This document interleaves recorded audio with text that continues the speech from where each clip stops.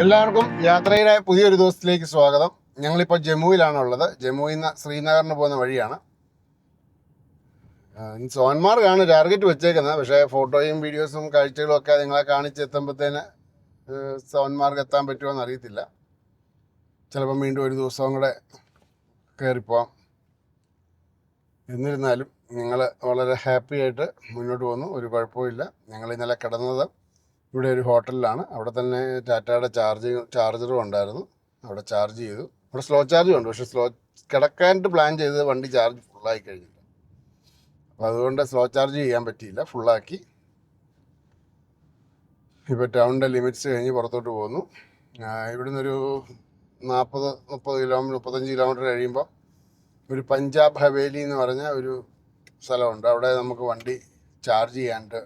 അവിടെ ചാർജ് ചെയ്യുന്നത് എന്നതിനാന്ന് ചോദിച്ചാൽ ഇനിയും മേലോട്ട് പോകുമ്പോൾ ചാർജിങ് സ്റ്റേഷൻ്റെ കാര്യമൊക്കെ അൺസർട്ടൺ ആണ്. നമുക്ക് ചിലപ്പം വർക്കിംഗ് ആണെന്നൊക്കെ കാണിക്കും. അവിടെ ചെല്ലുമ്പം ചിലപ്പം കറണ്ട് പോലും കാണത്തില്ല. അങ്ങനെ പല ഇഷ്യൂസും ഉണ്ടാകാം. അപ്പം നമ്മുടെ വണ്ടിക്ക് ഒന്നാമത്തെ റേഞ്ചും കുറവാണല്ലോ, 200 കിലോമീറ്റർ മാക്സിമം. പിന്നെ ഈ ജമ്മുവിലൊക്കെ നമ്മുടെ അവിടുത്തെ പോലെയൊന്നുമല്ല, ഫുള്ളി ആംഡ് പോലീസാണ് എപ്പോഴും നിൽക്കുന്നത്. ഇപ്പോഴും പ്രശ്നങ്ങളൊക്കെ ഉണ്ടാകുന്ന സ്ഥലമായതുകൊണ്ടാകാം എപ്പോഴും ആംഡ് ഫോഴ്സാണ് ഇവിടെ കൈകാര്യം ചെയ്യുന്നത്.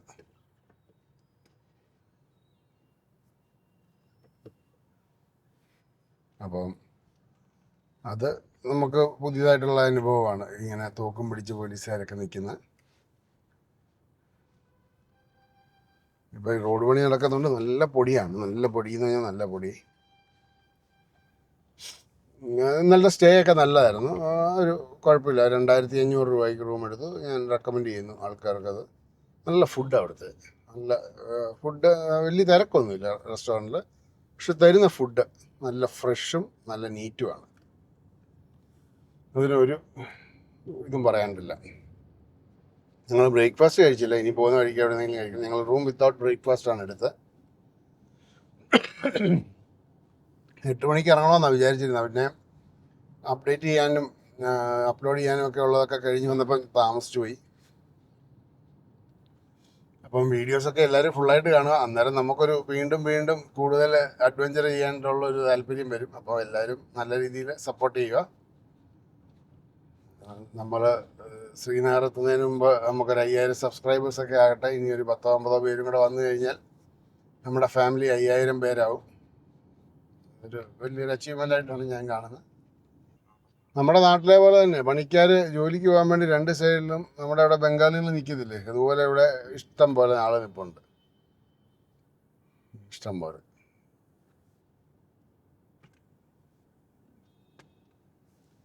സംഭവമൊക്കെ ഇത് ടാർ ചെയ്ത് കഴിഞ്ഞ് റോഡ് പണി കഴിയുമ്പോൾ ഇതുപോലെ അടിവശം കിടക്കും. നല്ല സെറ്റായ വഴി.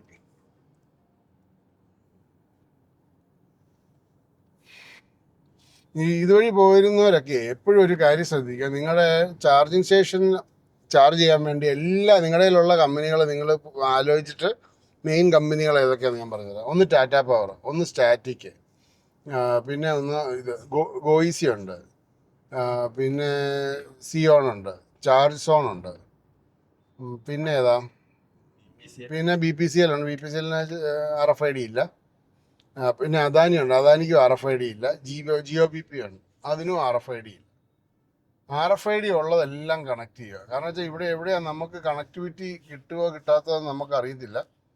അപ്പോൾ നമ്മുടെ RFID ഉണ്ടെങ്കിൽ നമുക്ക് എങ്ങനെയെങ്കിലും ചാർജ് ചെയ്യാൻ പറ്റും. അവിടെ നെറ്റ് ഉണ്ടായാൽ മതി, നമുക്ക് ഉറപ്പായിട്ടും ചാർജ് ചെയ്യാൻ പറ്റും. അപ്പോൾ അതുകൊണ്ട് എല്ലാവരും RFID നേരത്തെ തന്നെ കരസ്ഥമാക്കി വെക്കുക. നിങ്ങൾ കഴിഞ്ഞ പ്രാവശ്യം പോകുമ്പോൾ ഇവിടെയൊക്കെ ബ്ലോക്ക് ആയിരുന്നു അല്ലേ മധു? അതെ, നല്ല ബ്ലോക്ക് ആയിരുന്നു. അയ്യോ, ആ വഴിയായി ഇപ്പം നമ്മൾ പോകുന്ന വീതിയായി. കുറെ ഭാഗം ടാർ ചെയ്തിട്ടുണ്ട്, കുറെ ഭാഗം പണി നടക്കുന്നുണ്ട്. ടാർ ചെയ്ത് കഴിഞ്ഞു. അതല്ല, ഞാൻ നല്ല വീതിയായല്ലോ റോഡിനെ. അതെ, ഈ മണ്ടയിലത്തെ ഇതും കൂടെ വന്നു സെറ്റായി. പണ്ടായിരത്തെ ഇത് വന്നു കഴിഞ്ഞാൽ പിന്നെ നമ്മൾ താഴോട്ട് ഇറങ്ങണ്ടല്ലോ, തിരക്കില്ല. നമ്മൾ നേരെ മേളിലോട്ട് പോയാൽ പോരെ.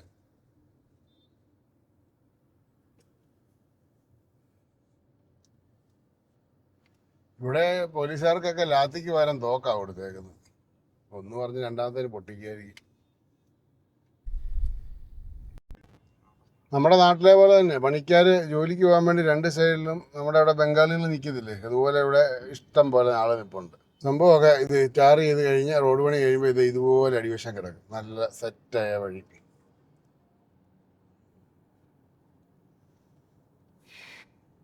ഈ ഇതുവഴി പോയിരുന്നവരൊക്കെ എപ്പോഴും ഒരു കാര്യം ശ്രദ്ധിക്കുക, നിങ്ങളുടെ ചാർജിങ് സ്റ്റേഷൻ ചാർജ് ചെയ്യാൻ വേണ്ടി എല്ലാ നിങ്ങളുടെ കയ്യിലുള്ള കമ്പനികൾ നിങ്ങൾ ആലോചിച്ചിട്ട് മെയിൻ കമ്പനികൾ ഏതൊക്കെയാണെന്ന് ഞാൻ പറഞ്ഞുതരാം. ഒന്ന് ടാറ്റ പവർ, ഒന്ന് സ്റ്റാറ്റിക്, പിന്നെ ഒന്ന് ഇത് ഗോയിസി ഉണ്ട്, പിന്നെ സിയോൺ ഉണ്ട്, ചാർജ് സോൺ ഉണ്ട്, പിന്നെ ഏതാ, പിന്നെ BPCL ഉണ്ട്. BPCLന് RFID ഇല്ല. പിന്നെ അദാനി ഉണ്ട്, അദാനിക്കും RFID ഇല്ല. ജിയോ BP ഉണ്ട്, അതിനും RFID ഇല്ല.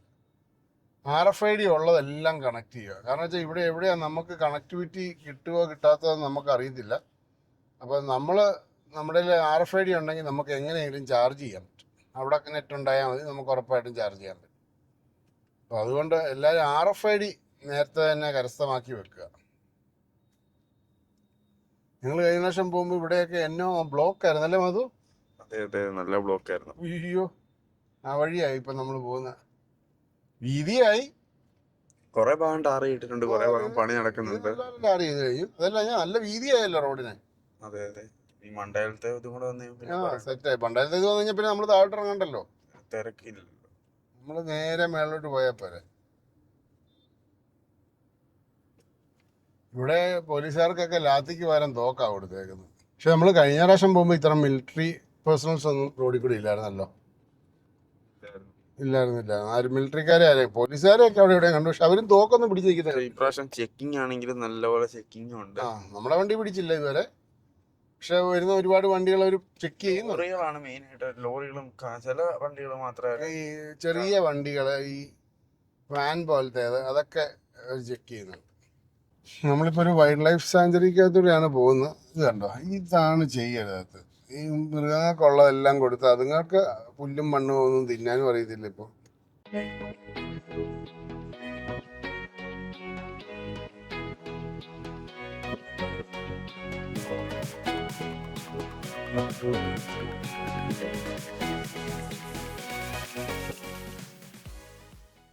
നമ്മൾ ശ്രീനഗറിനൊക്കെ പോകുമ്പോഴേ എന്നാ ഭംഗിയായിരിക്കും ഇതിനെ മണ്ടേ കൂടെ പോകുമ്പോഴേ. അടുത്ത വർഷം കൊണ്ടാകുമോ ഇങ്ങനെയൊക്കെ പാലം പണിയുമ്പോഴേ? ഇതുപോലെയുള്ള ബുദ്ധിപരമായിട്ടുള്ള ഡിസൈൻസ് ഒക്കെ ചെയ്ത് കഴിഞ്ഞാൽ നമുക്ക് ഇങ്ങനത്തെ ഉള്ള വ്യൂസൊക്കെ നഷ്ടപ്പെടാതിരിക്കും. എന്ത് രസമായിട്ട് ഈ പാലം ഇവിടെ, ഈ വാക്വേ ഇവിടെ ഉള്ളതുകൊണ്ടല്ലേ നമുക്ക് ഈ പാലത്തെ നിന്ന് ഇത്ര നല്ല സുന്ദരമായ കാഴ്ചകൾ കാണാൻ പറ്റുന്നു.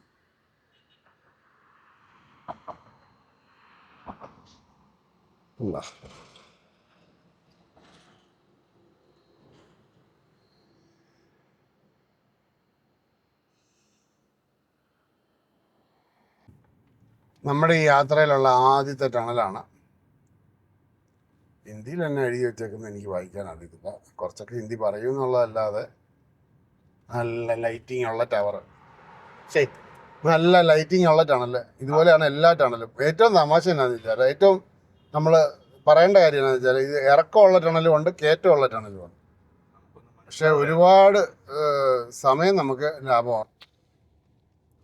നമ്മൾക്ക് ശരിക്കും പറഞ്ഞാൽ ഇപ്പം ഈ ഇപ്പോൾ ഈ എത്തുന്ന ചാർജിങ് സ്റ്റേഷനിൽ പഞ്ചാബ് ഹവേലി എന്ന സ്ഥലത്ത് നമുക്കൊരു ചാർജിങ് സ്റ്റേഷനുണ്ട്, ടാറ്റ പവറിൻ്റെ.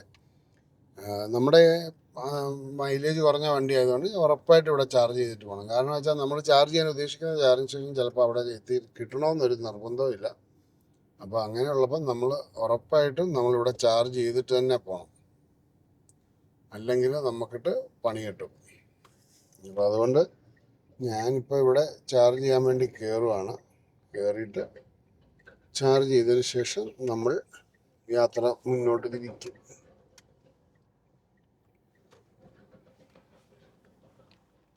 നമ്മുടെ ചാർജർ അങ്ങേയറ്റത്താണ് ഇരുന്നിരുന്നത്. ഇനി മറിച്ച് മാറ്റിയോ എന്ന് മാത്രം അറിയത്തില്ല. അതോ ഇനി അതിൻ്റെ ഫ്രണ്ടിൽ ആരെങ്കിലും കൊണ്ടിട്ടിട്ടുണ്ടോ എന്നുള്ളത് ഇല്ല, ആരും ഇട്ടിട്ടില്ല. അപ്പോൾ നമ്മൾ ചാർജ് ചെയ്യാൻ വേണ്ടി പോവാം. പഞ്ചാബ് ഹവേലിക്ക് വലിയ മാറ്റമൊന്നും വന്നിട്ടില്ല കേട്ടോ.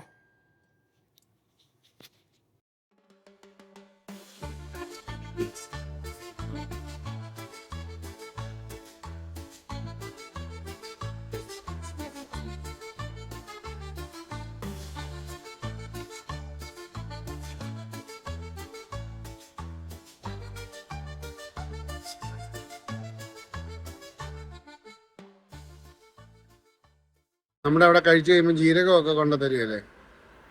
പക്ഷേ ഇത് ശർക്കരയുടെ ടേസ്റ്റാണ്. പക്ഷേ ഈ കളറിലുള്ള ശർക്കര ആദ്യമായിട്ട് കഴിക്കും. ഞങ്ങളിപ്പോൾ ഉള്ളത് പഞ്ചാബ് ഹവേലി എന്ന് പറഞ്ഞൊരു റെസ്റ്റോറൻറ്റ് അവിടെയാണ്. അവിടെ ഒരു ടാറ്റ പവറിൻ്റെ 25 കിലോ വാട്ടിൻ്റെ ഒരു ചാർജറുണ്ട്. അവിടെ ചാർജ് ചെയ്ത് കഴിഞ്ഞ് ഇതാണ് ആ സ്ഥലം. നല്ല സ്ഥലമാണ്. ഇവിടെ ഇപ്പോൾ നല്ല പൊരിവെയിൽ പോലെ നമുക്ക് ഫീൽ ചെയ്യുന്നുണ്ട്. പക്ഷേ നമ്മൾ തണലത്തോട്ട് മാറിയിരുന്നു കഴിഞ്ഞാൽ നല്ല തണുത്ത കാറ്റാണ്.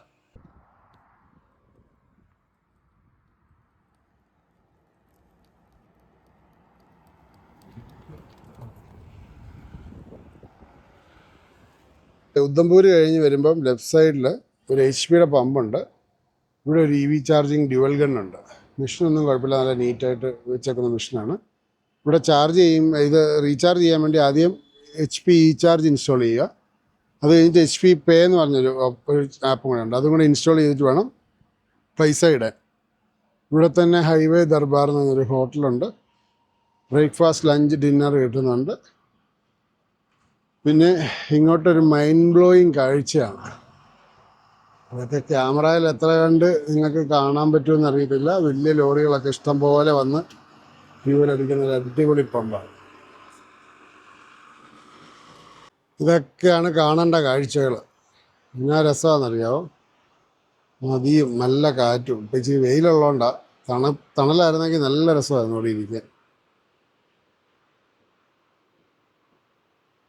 ശരിക്കും പറഞ്ഞാൽ നല്ല ഡ്രോണിന് പറ്റിയ വിഷ്വൽസാണ്. പക്ഷേ ഇവിടെ എല്ലാം എന്തോ സെക്യൂരിറ്റി കാരണം റെഡ് സോൺ ആക്കിയേക്കുക.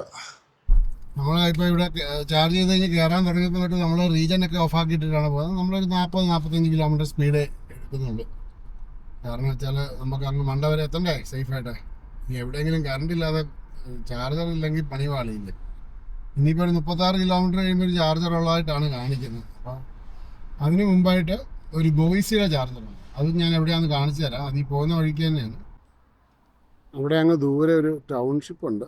അതേതാണെന്ന് എനിക്കറിയില്ല. നമ്മൾ ചെല്ലുമ്പം പറയാം. ഇവിടെ എല്ലാം കണ്ടോ, അവിടെ ഇവിടെ എല്ലാം മണ്ണിടിഞ്ഞിടിഞ്ഞിടിഞ്ഞ് കിടക്കുക.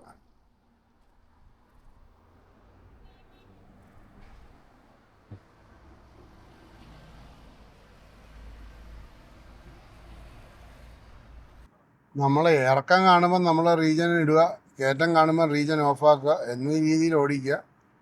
അപ്പം കുറച്ചും കൂടെ എളുപ്പമുണ്ടാവും. നല്ല ചൂടാണ്. കുറച്ച് കഴിയുമ്പോൾ ഞങ്ങൾ എവിടെയെങ്കിലും നിർത്തി ഇന്ന് ഭക്ഷണം ഉണ്ടാക്കുക അല്ലേടാ. എവിടെയെങ്കിലും തണൽ കിട്ടാതിരിക്കുകയല്ലോ, നമുക്ക് ഇന്ന് ഉച്ചക്കത്തെ ഭക്ഷണം ഉണ്ടാക്കാം.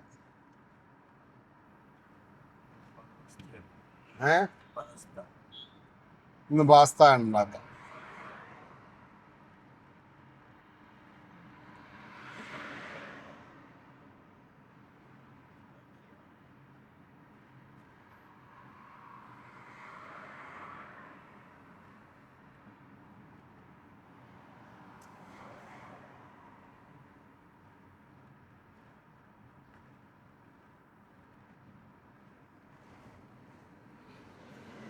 പണ്ടത്തെ പോലെ ഒന്നുമല്ല കേട്ടോ. 2026 ആയപ്പോഴത്തേന് ആൾക്കാർ EV കൊണ്ട് ശ്രീനഗറിനൊക്കെ പോകാൻ തുടങ്ങി. ഞങ്ങളൊക്കെ 24 വരുമ്പോൾ ഒന്നും ഒരു മനുഷ്യനില്ല EV കൊണ്ട് മേളിലോട്ട്. കേരളത്തിൽ നിന്നാണെങ്കിൽ പോലും ഇപ്പോൾ ഈ നമുക്ക് അറിയാവുന്ന ഒരു 3 പേര്, ഇപ്പോൾ ഒരാൾ കേരളത്തിൽ നിന്ന് വന്ന് തിരിച്ച് ഡൽഹി വഴി തിരിച്ച് പൊയ്ക്കൊണ്ടിരിക്കുന്നു. ശ്രീനഗർ സോൻമാർഗ് വരെ വന്ന് തിരിച്ച് പൊയ്ക്കൊണ്ടിരിക്കുന്നു. വേറൊരാൾ, നമ്മുടെ ഒരു ഫ്രണ്ട് അവിടെ ഇവിടെ ഉണ്ട്. നമ്മുടെ ഒരു ഫ്രണ്ട് ആണെങ്കിൽ ലേയിലുണ്ട്. പുള്ളിയും EV വന്നാണ് മഹീന്ദ്രയുടെ XEV 9S വെച്ച്. പുള്ളിയുടെ 9S ആണോ അതോ V6 ആണോ എന്ന് എനിക്ക് കറക്റ്റ് അറിയില്ല. ഞാൻ കേട്ടത് 9S ആണെന്നുള്ളതാണ്. പിന്നെ നമ്മൾ പോകുന്നത്, നമ്മുടെ നെക്സോൺ ഈ പ്രൈമുമായിട്ട് നമ്മൾ കേരളത്തിൽ നിന്ന് പോകുന്ന ഇന്നിപ്പം 8ാമത്തെ ദിവസമായി. കഴിഞ്ഞ പ്രാവശ്യം വന്നപ്പോൾ ഞങ്ങൾ 6ാമത്തെ ദിവസം ശ്രീനഗർ എത്തി. അത്രയും വെടിയും പുകയും പോലെയാണ് പോയത്. നമ്മൾ ആദ്യത്തെ ദിവസം തന്നെ നമ്മൾ താമസിച്ചല്ലേ, വീട്ടിൽ നിന്ന് ഇറങ്ങി. പിറ്റേ ദിവസം ബാംഗ്ലൂർ ഒടുങ്ങി. അതിൻ്റെ ഇടയ്ക്ക് ഒരു ഹൈ വോൾട്ടേജർ അടിച്ച് അങ്ങനെ താമസിച്ചു. പിന്നെ ചാർജിങ് സ്റ്റേഷനിൽ താമസിച്ചു. അങ്ങനെ എല്ലാം കൂടെ വരുമ്പോൾ നമ്മൾ അല്ലറ ചില്ലറ താമസമായി. ഇപ്പോൾ ആ പഞ്ചാബ് ഹവേലിയിൽ നിന്ന് വിട്ടൊരു എന്നാ ദൂരമായി കാണും, ഒരു 10-20 കിലോമീറ്റർ കഴിഞ്ഞ് കാണത്തില്ലേ ഉള്ളത്. ഇനിയിപ്പോൾ ഇവിടെ ഒരു ഗോയിസി ഉണ്ട്. ഇവിടെ കുറച്ച് കഴിയുമ്പോൾ അത് വർക്കിംഗ് ആണ്. അത് ഞാൻ വണ്ടി സ്ലോ ആക്കാം അതോടെ എത്തുമ്പോൾ. ഇതൊക്കെ പുതിയതായിട്ട് വന്ന മെഷീൻസാണ് കേട്ടോ. ഈ സൈഡിലാണ് കാണിക്കുന്ന അതെ അവിടെ ഒരു BYD അവിടെ ചാർജ് ചെയ്യുന്നുണ്ട്. V6 ആണോ? ഞാൻ B മാത്രമേ കണ്ടുള്ളൂ, അതുകൊണ്ട് അതവിടെ ചാർജ് ചെയ്യാൻ വേണ്ടി കുത്തുന്നു. ഈ അവരൊക്കെ പോകുന്നതെന്ന് പറഞ്ഞാൽ അവരുടെയൊക്കെ ബാറ്ററിക്ക് ഒരു പ്രശ്നമില്ല. മര്യാദയ്ക്ക് ഓടിക്കുകയാണെങ്കിൽ താഴെ നിന്നൊരു ചാർജിങ് കഴിഞ്ഞാൽ നേരെ അങ്ങ് പോകാം. അതേ ആന്ധ്രാപ്രദേശിൽ നിന്നൊരു പുള്ളി പോകുന്നു. പുള്ളി തുണിയൊക്കെ ഇലക്കിയതൊക്കെ ഉണങ്ങാൻ വേണ്ടി തിരിച്ചിട്ടേക്ക് വന്നു. തുണി കൊണ്ടിരുന്നത് മാക്സിമം കുറയ്ക്കുക, അത് ഹാൻഡിൽ ചെയ്യുക. കാരണം കനം കുറഞ്ഞതൊക്കെ ആണെങ്കിൽ നമുക്ക് തന്നെ കുത്തിപ്പിഴിഞ്ഞിടാം. ഈ ജീൻസ് പോലത്തെയൊക്കെ ആണെങ്കിൽ വലിയ പാടാണ് അല്ലേ അലക്കാൻ. ഷോർട്ട്സോ അങ്ങനെയൊക്കെ കൊണ്ടുവന്നാൽ കുഴപ്പമില്ല. ഇവിടെ പാലത്തിൻ്റെ എല്ലാം അപ്പുറത്തൂടെ ഒരു വാക്ക് വേ വെച്ചേക്കുന്നതുകൊണ്ട് നല്ല ഹൈറ്റ് ഉള്ളിടത്താണെങ്കിൽ നമുക്ക് ഫോട്ടോ എടുക്കാനും ഒക്കെ നല്ല രസമാണ്. അതുപോലെ തന്നെ ആൾക്കാർക്ക് നടന്നു പോകാൻ ഒരു അപകടവും വരാത്ത രീതിയിൽ നടന്നു പോകാം. വെള്ളം വരാം. ഇനി വന്നിട്ട് പതുക്കെ മൊത്തം വെള്ളം കുടിച്ച് നമ്മൾ ആക്റ്റീവ് ആകണം കേട്ടോ. നമ്മളിപ്പോൾ ഈ ഇറക്കം തിരിച്ചു പോകുമ്പോൾ നോർമലി കയറ്റമാണല്ലോ. പക്ഷേ നമ്മൾ താഴെ എത്തുമ്പോൾ എന്നാണെങ്കിലും 65 കിലോവാട്ടിൽ കൂടുതൽ ബാറ്ററി മറ്റേ കിലോവാട്ട് എടുക്കുകയില്ല. കണ്ടോ കെട്ടാ പട്ടാളക്കാർ നിൽക്കുന്നുണ്ടോ? പട്ടാളക്കാരല്ല, പോലീസുകാരാന്ന് തോന്നുന്നു അല്ലേ. ചിലപ്പോൾ ശ്രീനഗർ പിണങ്ങി അങ്ങ് പോയി കാണണ്ട, നീളത്തിൽ പോയി കാണാം. അതായിരിക്കും ഈ മഞ്ഞ കളറിൽ കാണിക്കുന്നതാണ് ടണലിൻ്റെ. ആ മഞ്ഞ തീരുമ്പോൾ ടണലും തീരും. എനിക്ക് തോന്നുന്ന 10-12 കിലോമീറ്റർ വേണ്ട ഈ ടണൽ. 7 കിലോമീറ്റർ ആണോ? ആ ഓക്കെ.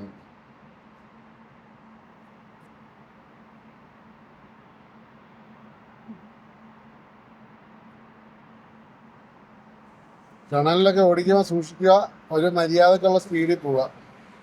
ഇപ്പം ശ്രീനഗറിൻ്റെ ഒരു 60 കിലോമീറ്റർ ഇപ്പുറേ ഒരു ടണലിൻ്റെ ഓഫീസിലാണ്. അവിടെ ഒന്ന് ചാർജ് ചെയ്യാൻ വന്നത്. ഞങ്ങൾ താഴെ നോക്കിയപ്പം 2 ചാർജർ വർക്കിംഗ് ആയിരുന്നു. അപ്പോൾ അത് മുകളിലെത്തിയപ്പോൾ അത് രണ്ടും കംപ്ലൈൻ്റ് ആയി. ഇപ്പം വേറെ ഒരു ഓപ്ഷനും ഇല്ല, നെക്സോൺ പ്രൈമും അല്ലേ. അങ്ങനെ ഞങ്ങൾ ശ്രീനഗറിന് ഒരു 60 കിലോമീറ്റർ ഇപ്പുറത്തെത്തി. ഒരിക്കൽ പെട്ടെന്ന് പറഞ്ഞാലും BPCLാണ് ഇവിടെ തുണ. BPCL ചാർജ് ചെയ്തുകൊണ്ടിരിക്കുന്നു.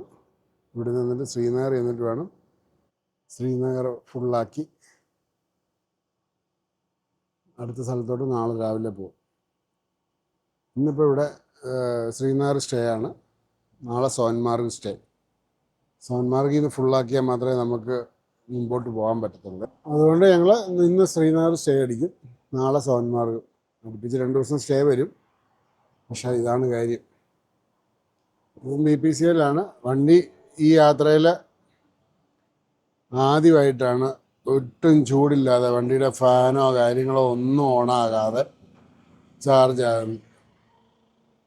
ചാർജ് ചെയ്യുന്ന മെഷീൻ പോലും ഓണാകുന്നില്ല. കഴിഞ്ഞ ദിവസം ഹൈ വോൾട്ടേജ് എറർ അടിച്ചത് ഒരു BPCL നിന്നാണ്. പക്ഷേ ഇവിടെ ചാർജ് ചെയ്യാതെ നമുക്ക് വേറൊരു ഓപ്ഷനില്ല, അതാണ് പ്രശ്നം. കാരണം വെച്ചാൽ മുന്നോട്ട് പോകണമെന്നുണ്ടെങ്കിൽ നമുക്ക് ഇവിടെ ചാർജിങ് സ്റ്റേഷൻ ചാർജ് ചെയ്തുകൊണ്ടിരിക്കുക. ഇത് ഫുള്ളാക്കാതെ പറ്റിക്കാവോ എന്നാണ് നോക്കുന്നത്. ഇപ്പം ഭക്ഷണം കഴിച്ചു, ഭക്ഷണം കഴിച്ച് ഇതിൻ്റെ വീഡിയോ ഒന്നും എടുക്കാൻ പറ്റിയില്ല. ഇന്ന് പാസ്തയാണ് ഉണ്ടാക്കിയത്, നന്നായിരുന്നു. മാഗിയുടെ പാസ്തയാണ്, പൊട്ടിച്ചിട്ട് ഉണ്ടാക്കിയാൽ മതിയായിരുന്നു. പക്ഷെ എന്നാലും നന്നായിട്ടുണ്ട്. ചെറുക്കൻ ബാക്ക് വശത്ത് അവിടെ ഒരു സ്ഥലത്ത് പോയി പാത്രമെല്ലാം കഴുകി വെക്കുന്നു. ഇനിയിപ്പോൾ ശ്രീനഗറിലാണ് പോകുന്നത്. ശ്രീനഗറിൽ ഞങ്ങൾ ഇന്ന് സ്റ്റേ അടിക്കും, നാളെ രാവിലെ സോൻമാർഗിന് പോകും. അപ്പോൾ ഓക്കെ, ബൈ.